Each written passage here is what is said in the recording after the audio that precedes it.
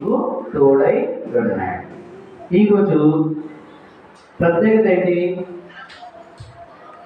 ఈరోజు ప్రత్యేకత ఏంటి? క్రిస్మస్. క్రిస్మస్ అంటే ఎవరు పుట్టినరోజు? యేసయ్య పుట్టినరోజు. యేసయ్య పుట్టినరోజు మన గ్రామంలో జరుపుకుంటున్నామా? ప్రపంచమంతా జరుపుకుంటున్నామా? ప్రపంచమంతా యేసయ్య పుట్టినరోజు జరుపుకుంటున్నాం. ఆయన రాజులకు రాజు, ప్రభువులకు ప్రభు, జీవగల దేవుడు కాబట్టి ఆయన పుట్టినరోజు ప్రపంచమంతా జరుపుకుంటున్నాం. దేవుడి స్తోత్రం చెప్పండి. హల్లెలూయా. అదే మన యేసయ్య యొక్క గొప్పతనం. చెప్పే అంశము జాగ్రత్తగా వినాలి, గుర్తుపెట్టుకోవాలి. యేసయ్యకి ఆ తల్లి అయిన మరియా నిండు చూడగా ఉన్నప్పుడు ఆ యోసేపు ఏం చేశాడు? మరియను తీసుకొని స్థలం కోసం ఇంటింటికి వెళ్ళి అడుగుతున్నాడు, అయ్యా కొంచెం స్థలం ఇయ్యండి అంటే మా ఇంట్లో స్థలము లేదు. చివరికి ఆ పశువుల పాత్ర, పశువుల శాలలో యేసయ్య జన్మించాడు. ఒక చిన్న కథ మీకు చెప్తాను. ఒక చిన్న పిల్లవాడు యేసయ్యను ఎంతగా ప్రేమించాడో చూద్దాం. ఆ బాలుడు యేసు ప్రభువుకి స్థలం ఇచ్చాడట. ఏం జరిగిందంటే, ఒకసారి ఇది ఇలాంటి పాప సండే స్కూల్ టీచర్ చిన్న చిన్న పిల్లలకి యేసు ప్రభు పుట్టుకల గురించి నాటిక నేర్పిస్తున్నారు. మనకు తెలుసు కదా, స్కిట్లు వేస్తూ ఉంటారు పిల్లలు. నువ్వు మరియమ్మవి, నువ్వు యేసేపు, నాగులు మీరు, గొల్లలు మీరు, అలాగా వాళ్ళ పాత్ర ఇచ్చేసి వాళ్ళని ఆ డ్రామా, ఆ నాటిక ఆ యొక్క స్టేజ్ మీద ప్రదర్శిస్తూ ఉంటారు. సరే, టీచర్కి అంటే సండే స్కూల్ టీచర్కి ఒకటి తక్కువైంది క్యారెక్టర్. ఏంటది? మా ఇంట్లో స్థలం లేదని చెప్తా చూడండి. ఇలాగ వచ్చేసి, ఎవరండి మీరు? అయ్యా నా భార్య నిండు చూడాలి, కొంచెం స్థలం ఏంటి అయ్యా అని అడుగుతాడు కదా యేసేపు. మా ఇంట్లో స్థలం లేదు, మా ఇంట్లో స్థలం లేదు అని డోర్ వేస్తారు కదా. ఆ మాట చెప్పడానికి వెతుకుతా ఉంటే ఆ సండే స్కూల్ టీచర్కి ఒక చిన్న 10 సంవత్సరాల అబ్బాయి దొరికాడు. పాపం ఆ అబ్బాయికి చెవుడు.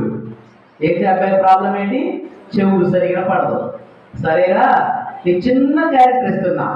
నువ్వేం చెప్పాలంటే, ఆ మరియా యోసేపు వచ్చేసి మీ తరపు కొడతారు. ఎట్లా కొడతారు? కొడితే నువ్వేం చెప్పాలి? మా ఇంట్లో స్థలము లే.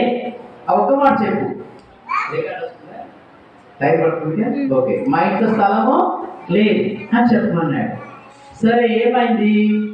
ఇక నాటిక స్టార్ట్ అయింది. ఇక వాళ్ళ క్యారెక్టర్ చెప్తా ఉన్నాడు. ఈ అబ్బాయి వరకు వచ్చాడు. ఇప్పుడు తల్లి అయిన మరియా నిండు చూడాలి కదా, 9 నెలలు గర్భవతి. ఈ అబ్బాయి ఇంటికి వచ్చాడు. వచ్చి ఇలా డోర్ కొట్టాడు. డోర్ కొట్టగానే ఈ అబ్బాయి వచ్చాడు. వస్తే, ఏమమ్మా ఏం కావాలి నీకు? అయ్యా నా భార్య నిండు చూడాలి, కొంచెం ఇంట్లో స్థలం ఇవ్వండి అని అంటే, ఈ చిన్న పిల్లవాడు ఇలాగ చూస్తూ ఉన్నాడు. చూస్తూ ఉంటే తల్లి అయిన మరియ చూస్తున్నాడు. ఆ మరియ గర్భంలో ఎవరున్నారు? యేసయ్య ఉన్నాడు. అయ్యో, నా యేసయ్య నా ఇంటికి వస్తే నా స్థలం లేదా నేను ఎందుకు చెప్పాలి? నా ఇంట్లో స్థలం ఉన్నది, చాలా స్థలం ఉన్నది. కాబట్టి మీరు సంతోషంగా మా ఇంట్లో రండి, మీరు సంతోషంగా మీరు మా ఇంట్లో రండి అన్నాడు ఆ పిల్లాడు. ఎంత టీచర్ ఉన్నది. ఒరే అధికారులు చెప్పాల్సింది స్థలం లేదని చెప్పరా అంటే, మా ఇంట్లో చాలా స్థలం ఉన్నది, ఆ యేసయ్యకి చాలా స్థలం ఉన్నది, అమ్మ మీరు రండి, మీరు మా ఇంట్లోకి రండి అని చెప్పేస్తానంటే, ఇక టీచర్ ఏమో అలా చెప్పకూడదంటే, నా యేసయ్యకి స్థలం ఉన్నది, నా తల్లి మరియ గర్భంలో ఎవరున్నారు? యేసయ్య ఉన్నారు, నా యేసయ్యకి స్థలం ఇవ్వాలి, మా ఇంట్లో చాలా స్థలం ఉంది, రండి రండి అని చెప్పేసి సంతోషంగా అంటా ఉన్నారు. అలా అందరూ చప్పట్లు కొడతా ఉన్నారు. చూడండి, దేవుడి స్తోత్రం చెప్పండి. హల్లెలూయా. అయితే ఆ నాటిక అయిపోయిన తర్వాత ఆ టీచర్ అడిగింది, ఏరా నీకు ఇచ్చినటువంటి క్యారెక్టర్ ఏంటి? మా ఇంట్లో స్థలం లేదని చెప్పాలా? నువ్వేం చెప్తున్నావు? మా ఇంట్లో బోర్డు స్థలం ఉంది రా అన్నావు, ఎందుకు అలా చెప్పావు అని టీచర్ అడిగింది. అయిపోయిన తర్వాత అప్పుడు ఆ అబ్బాయి ఏమన్నాడు తెలుసా? నా యేసయ్య నా ఇంటికి వస్తే నేను స్థలం లేదని అలా చెప్తాను?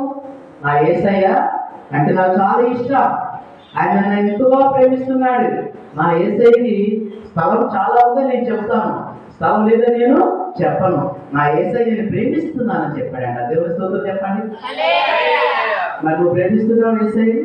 చూడు, ఆ చిన్నపిల్లాడు, ఆ చిన్న పిల్లవాడు, చెవిటి పిల్లవాడు యేసయ్యకి స్థలం ఇచ్చాడు.